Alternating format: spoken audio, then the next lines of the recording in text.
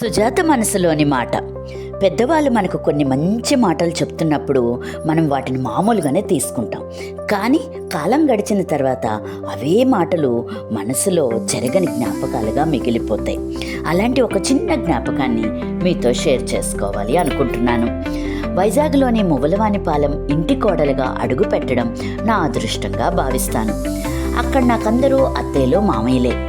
అలాంటి మా చిన్న మామయ్య గారు ఒకరోజు నా చేతిలో ఉన్న బ్యాగును చూసి, అమ్మాయి ప్లాస్టిక్ బ్యాగులు వాడకు అని నాకు ఇవ్వడం జరిగింది.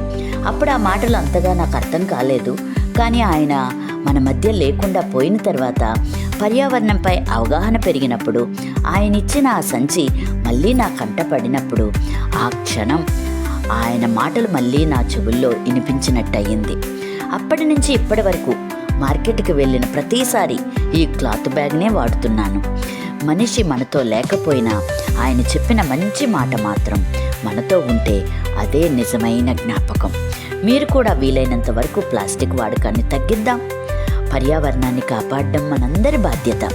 ఇది సుజాత మనసులోని మాట.